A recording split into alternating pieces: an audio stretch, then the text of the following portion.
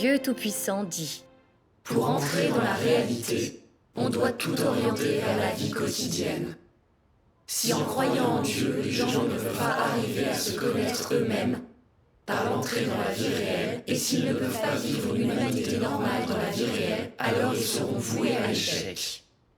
Ceux qui désobéissent à Dieu sont tous des gens qui ne peuvent pas entrer dans la vie réelle.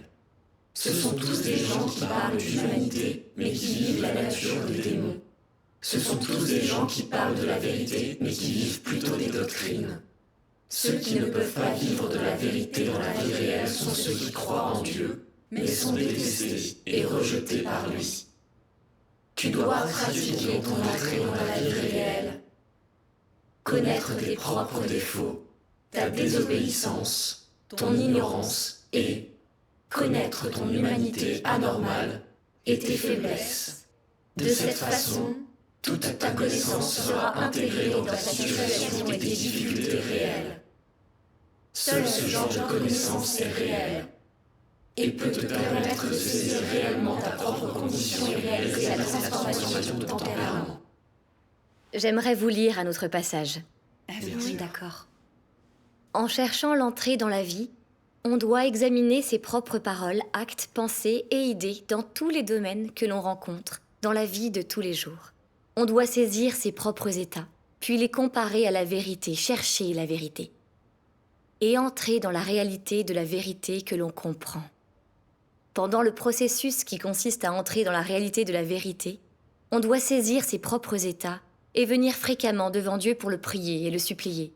On doit aussi échanger souvent avec les autres frères et sœurs, avec un cœur ouvert, rechercher le chemin de l'entrée dans la réalité de la vérité et chercher les principes de la vérité. En fin de compte, on arrivera à savoir quel tempérament on révèle dans la vie de tous les jours, si oui ou non Dieu y trouve de la joie, si oui ou non le chemin que l'on pratique est exact, si oui ou non on a comparé aux paroles de Dieu les états trouvés à l'intérieur de soi-même, au moyen de l'introspection, si oui ou non ils ont été vérifiés avec exactitude, si oui ou non ils sont en accord avec les paroles de Dieu, et si oui ou non on a vraiment réalisé un exploit et effectivement gagné l'entrée concernant ces états qui sont bel et bien en accord avec les paroles de Dieu. Quand tu vivras fréquemment dans ces états, ces conditions, alors progressivement tu arriveras à avoir une compréhension basique de certaines vérités et de tes états réels. Les paroles de Dieu nous montrent la voie à suivre pour entrer dans la vie. Nous devons examiner nos pensées et aussi nos actions dans toutes les circonstances de la vie, en les comparant aux paroles de Dieu.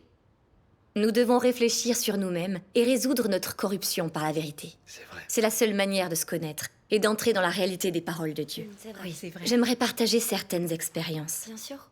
Il y a 6 mois, Frère Chen a partagé des expériences lors d'une réunion.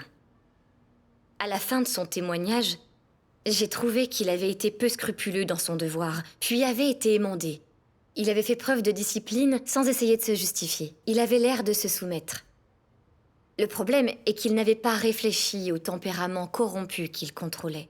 Il n'avait pas cherché la racine de son problème. Il n'avait pas poursuivi la vérité pour les résoudre. Il ne faisait que respecter des règles. Ce n'était pas une vraie soumission. Alors je me suis dit, peut-être que je devrais lui en parler. Oui. Puis j'ai pensé, Frère Chen est croyant depuis longtemps. Il a plus d'expérience que moi. Si je lui fais une suggestion, il va sûrement penser que je suis quelqu'un d'arrogant. Je ferais mieux de me taire. Après avoir échangé avec nous, il nous a demandé quels étaient les défauts que nous avions remarqués chez lui. Je voulais m'exprimer, mais je n'ai pas réussi à parler. J'ai pensé, il est bien plus âgé que moi. Si je dis qu'il ne fait que suivre les règles sans se soumettre, il perdra la face et je l'humilierai. S'il ne l'accepte pas, il m'accusera d'être arrogante et inexpérimentée. Ça m'embarrassera. Je ne le connais pas vraiment. Je ne devrais pas prendre le risque de faire mauvaise impression. J'ai longtemps hésité, puis j'ai dit « Frère Chen, vous avez une grande expérience et une compréhension concrète. » J'ai tout de suite eu mauvaise conscience. J'avais clairement vu son problème, mais je n'avais rien dit. J'avais été à l'encontre de ma conscience en étant gentille. Ma réponse n'était ni sincère ni honnête. Cela m'a fait penser à ce moment lors des réunions où les frères et sœurs échangent entre eux. Nous devons réfléchir sur nous-mêmes. Tous les jours, débusquer nos demi-vérités et nos mensonges. Ce que nous avons dit par intérêt personnel. Et ce que nous avons dit ou fait qui allait à l'encontre de la vérité. Je me suis rendu compte que je n'avais fait que mentir à Frère Chen. Je sais que Dieu nous exhorte à être honnêtes, à dire les choses telles qu'elles le sont, à appeler un chat. C'est vrai. Mais je n'étais pas capable de pratiquer cette exigence de base. J'étais bouleversée, je me suis empressée de prier Dieu pour qu'il me guide et m'aide à me connaître. Alors j'ai lu ces paroles de Dieu. Vous êtes tous instruits. Vous veillez tous à être raffinés et délicats dans vos propos, ainsi qu'à votre façon de parler. Vous avez du tact et avez appris à ne pas blesser les autres dans leur estime de soi et leur dignité. Dans vos paroles et vos actions, vous laissez aux gens une marge de manœuvre. Vous faites tout ce que vous pouvez pour mettre les gens à l'aise. Vous n'exposez pas leurs cicatrices ou leurs défauts, et vous essayez de ne pas les vexer ou de ne pas les mettre dans l'embarras. Tel est le principe selon lequel la plupart des gens agissent. Or, de quel genre de principe s'agit-il? D'un principe sournois, glissant, perfide et insidieux. Dissimulé derrière le visage souriant des gens, il y a beaucoup de choses malveillantes, insidieuses et abjectes. Par exemple, quand elles interagissent avec les autres. Certaines personnes, dès qu'elles voient que leur interlocuteur a un peu de statut, se mettront à parler de manière douce, élégante et flagorneuse pour mettre leur interlocuteur à l'aise. Toutefois, est-ce vraiment ce qu'elles pensent sincèrement? Pourquoi parlent-elles de la sorte? Elles nourrissent très certainement des intentions et des motifs cachés. De telles personnes ont de la noirceur dans le cœur et sont particulièrement abjectes. La manière dont ces gens-là se conduisent dans la vie est répugnante et détestable. Ces paroles révélaient l'état dans lequel j'étais. Je n'étais pas honnête dans mes paroles. J'étais sournoise. Je disais toujours des choses gentilles pour ne pas blesser les gens. De l'extérieur, j'avais l'air de me soucier des autres. Mais en réalité, je voulais qu'on m'apprécie et protéger mon prestige et mon statut. En écoutant Frère Chen, j'ai compris qu'il s'en tenait trop aux règles. Et que ça ne l'aidait pas à entrer dans la vie. Mais j'ai pensé que je l'embarrasserais et que je ferais mauvaise impression en lui parlant. Alors je n'ai rien dit. Quand il nous a demandé quels étaient ses défauts, je n'ai pas su être honnête. Je lui ai menti pour le flatter. J'étais si sournoise et malhonnête. Frère Chen voulait qu'on lui indique ses défauts, parce qu'il souhaitait les corriger. J'ai manqué à ma responsabilité de l'aider, et je lui ai fait perdre toute lucidité en le flattant. Alors j'ai compris que j'étais aimable et agréable pour n'offenser personne. Face à un problème, je ne pratiquais pas la vérité. Je n'étais pas une bonne personne. J'étais sournoise et malhonnête. Je pensais que j'étais jeune et inexpérimentée, que je ne savais pas comment marchait le monde. Je me suis rendu compte que j'étais quelqu'un d'extrêmement rusé. J'ai commencé à me haïr. Je voulais ne plus être sournoise et malhonnête. Alors j'ai prié Dieu, prête à me repentir, à dire la vérité et à être honnête, comme il l'exige. J'ai décidé d'écrire à Frère Chen pour signaler les problèmes que j'avais remarqués. Mais encore une fois, j'ai hésité. J'avais peur que mes phrases soient maladroites, que mon intention soit mal perçue. Je ne voulais pas qu'il croie que je pinaillais. Et puis, comme je n'avais rien dit la première fois, ne penserait-il pas que je m'agitais pour rien?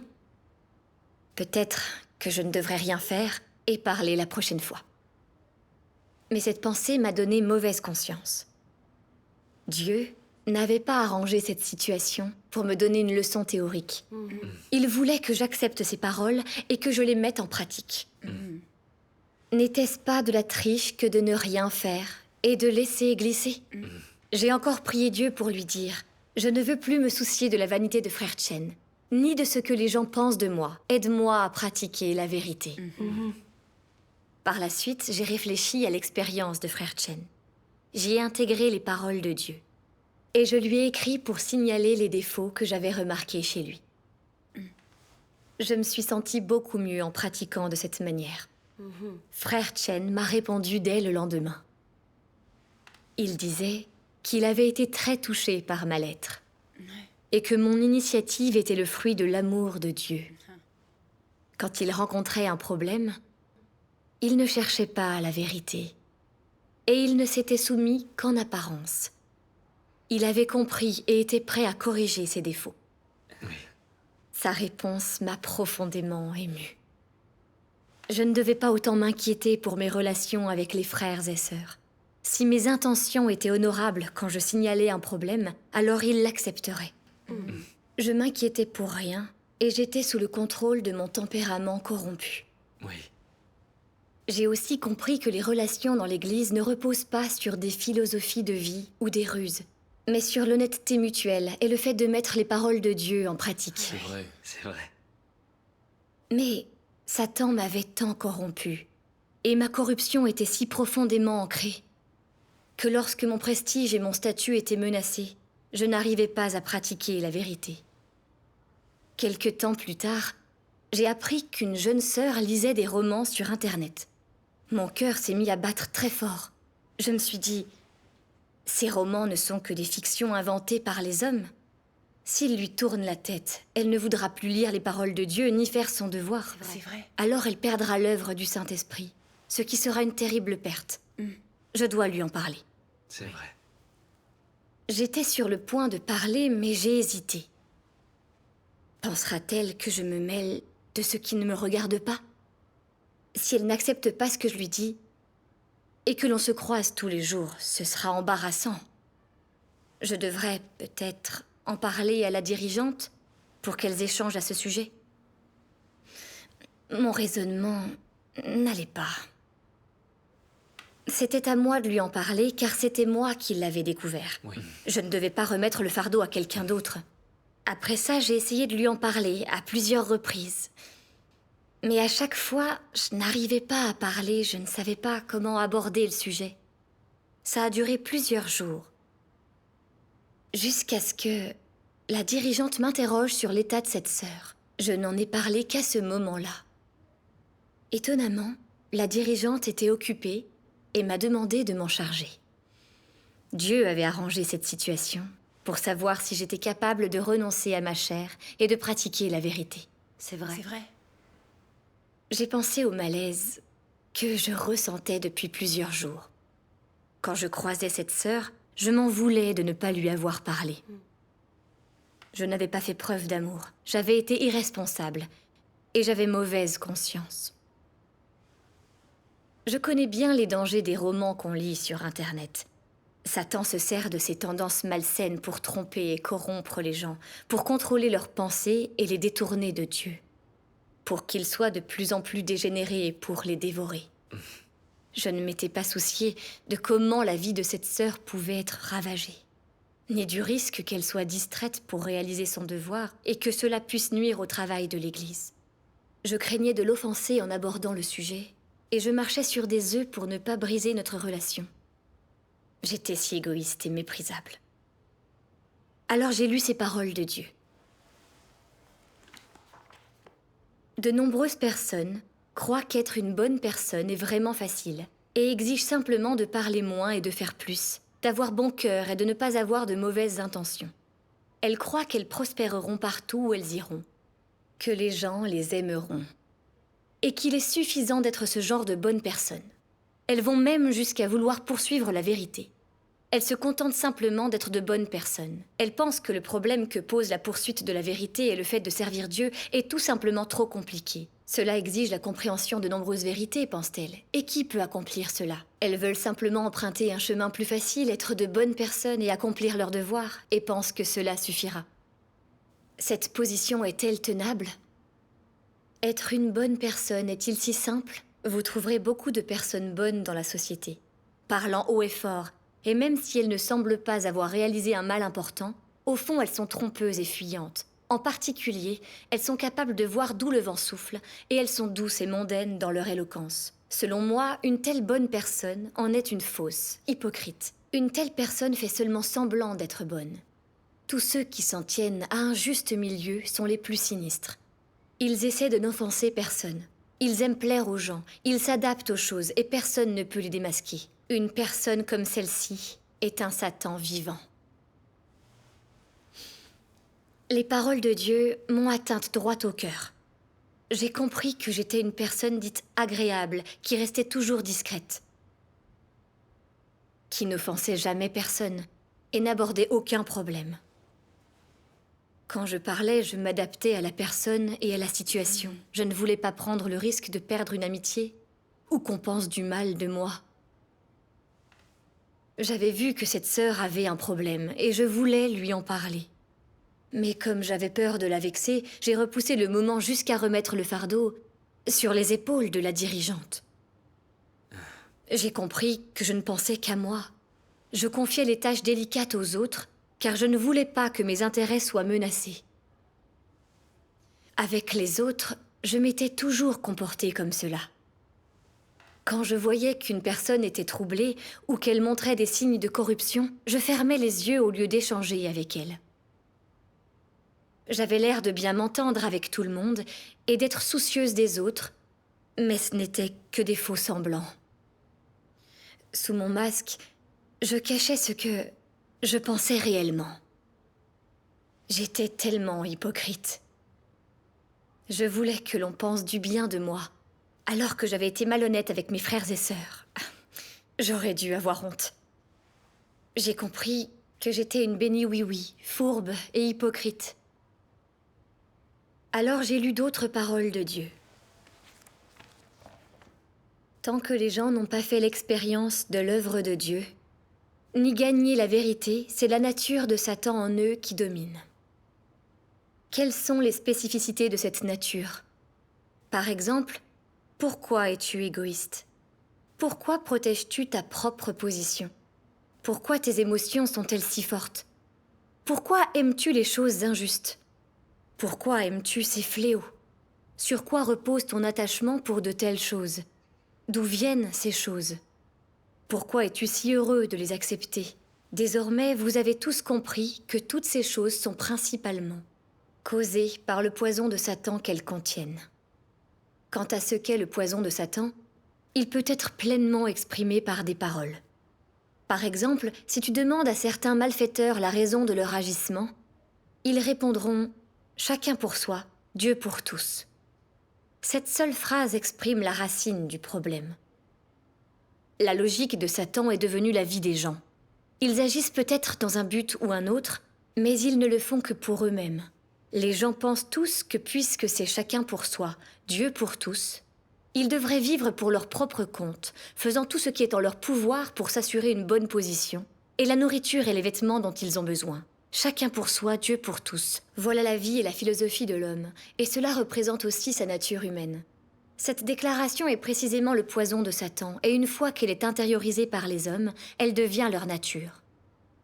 La nature de Satan est exposée à travers ces paroles. Elle le représente complètement. Ce poison devient la vie des hommes, aussi bien que le fondement de leur existence. Et l'humanité corrompue a constamment été dominée par ce poison depuis des milliers d'années. Ces paroles m'ont aidé à comprendre que mon attitude provenait des philosophies et poisons sataniques enracinés en moi. J'étais empoisonnée par des concepts comme « chacun pour soi, Dieu pour tous », ou encore « passer outre les défauts de bons amis engendre une longue et bonne amitié ». Je faisais une fixation sur mon prestige et mon statut. Je voulais que les autres aient une bonne opinion de moi. Et j'étais devenue fourbe, égoïste et malhonnête. Depuis toute petite, mes parents m'ont toujours dit d'écouter plus que je ne parlais, et que moins on en disait, mieux c'était. Ils m'ont dit de ne pas être franche avec les autres, car ils n'aimeraient pas. Comme j'obéissais à ces philosophies sataniques, j'étais très rarement sincère. Même avec mes amis les plus proches, je ne leur faisais presque jamais part de leurs défauts, par peur de déplaire et qu'ils aient une mauvaise image de moi. Je préférais leur donner raison et les flatter, Mais tout n'était que mensonge et comédie. J'ai compris qu'obéir à ces philosophies sataniques ne pouvait que me rendre fausse, sournoise, égoïste et méprisable. Je ne pensais qu'à mes intérêts et jamais aux autres. Je ne faisais pas preuve d'amour, ni de sincérité. Quelqu'un comme moi ne servait à rien et ne méritait pas d'avoir des amis. J'ai compris que ces philosophies sataniques étaient vraiment absurdes et qu'elles ne devaient pas gouverner notre conduite. J'ai compris que se conduire selon ces philosophies ne pouvait que nous corrompre et nous faire perdre notre humanité. C'est vrai. Toutes les fois où j'avais vu un problème et m'étais tue, j'avais eu une mauvaise conscience. Je n'arrivais pas à me défaire de ce poids. J'avais l'impression de savoir ce qu'était la vérité, mais de ne pas pouvoir la mettre en pratique. J'étais lâche et indigne. À mon âge, je n'étais toujours pas une personne décente. Et je ne savais pas interagir avec les autres. Je me conduisais selon les coutumes enseignées par Satan. À ce moment, je me suis vraiment haïe. Je ne voulais plus obéir à ces philosophies sataniques. Je voulais me comporter en accord avec les paroles de Dieu. Alors j'ai lu ces paroles de Dieu. Quelle est la pratique la plus importante pour être quelqu'un d'honnête? C'est que ton cœur doit être ouvert à Dieu. Qu'est-ce que j'entends par ouvert? Cela veut dire donner à Dieu une vue limpide de tout ce que tu penses, de ce que sont tes intentions et de ce qui te contrôle. Si ce que tu dis, c'est ce qui est dans ton cœur, sans la moindre différence, sans aucune dissimulation, sans côté sombre, sans que les autres aient à faire des suppositions ou à approfondir en posant des questions, et sans que tu aies besoin de tourner autour du pot, qu'au lieu de cela, tu dis tout simplement ce que tu penses, sans aucune autre intention, alors cela veut dire que ton cœur est ouvert. Parfois, ton franc-parler peut vexer les autres et leur déplaire. Cependant, quelqu'un dirait-il « Tu parles de manière très honnête et tu m'as vraiment vexé. Ton honnêteté est inadmissible ?» Non, personne. Même si, à l'occasion, tu vexes les gens, si tu peux t'ouvrir à eux et présenter tes excuses, admettre que tu as parlé sans sagesse et n'as pas tenu compte de leurs faiblesses, ils verront que tu n'as pas de rancune, que tu es quelqu'un d'honnête, et que tout simplement, tu n'accordes pas une grande attention à ta façon de parler, et es tout bonnement très franc. Personne ne t'en voudra pour cela. La partie la plus importante pour être quelqu'un d'honnête, c'est que ton cœur doit être ouvert à Dieu. Ensuite, tu peux apprendre à être ouvert aux autres. À parler honnêtement et sincèrement, à dire ce qui est dans ton cœur. À être quelqu'un qui a de la dignité, de l'intégrité et du caractère. Et à ne pas parler de manière prétentieuse ou fausse, ni utiliser des paroles pour te dissimuler ou tromper les autres. En repensant à ces paroles, j'ai été incroyablement émue. Dieu me prenait par la main pour m'expliquer comment être un humain, être quelqu'un d'honnête, qui parle et agit en toute franchise, qui ouvre son cœur à Dieu, qui s'ouvre à ses frères et sœurs. Plutôt que de jouer un rôle, c'est bien plus agréable de vivre ainsi. C'est vrai. Plus tard, j'ai abordé le problème avec la sœur. Nous avons échangé sur les dangers des romans sur Internet. Au début, elle semblait être assez contrariée. C'était un peu embarrassant. Mais grâce à notre échange, elle a compris qu'elle était dans une situation dangereuse. Elle a dit qu'elle ne lirait plus de romans en ligne et qu'elle se concentrerait sur son devoir. Dieu soit loué. J'ai été profondément soulagée d'entendre ça. Mais je m'en suis aussi voulu. Parce que si je lui en avais parlé avant, elle aurait pu se corriger bien plus tôt. C'était parce que je voulais être agréable et que je n'avais pas pratiqué la vérité que les choses avaient traîné. Être un béni oui-oui est nocif. Oui, C'est c'est vrai. vrai. Après ça, lorsque je constatais un problème chez un frère ou une sœur, il m'arrivait d'avoir peur de les offenser. Mais en priant Dieu et en mettant en pratique le fait d'être une personne honnête, je finissais toujours par réussir à parler. C'est grâce aux paroles de Dieu que je peux désormais interagir avec mes frères et sœurs. J'ai découvert à quel point les paroles de Dieu étaient précieuses. Elles sont le principe de notre conduite. Nous avons besoin que les paroles de Dieu nous guident dans notre devoir et nos actes. Si nous cherchons la vérité, nous aurons un chemin à suivre. C'est vrai. Amen.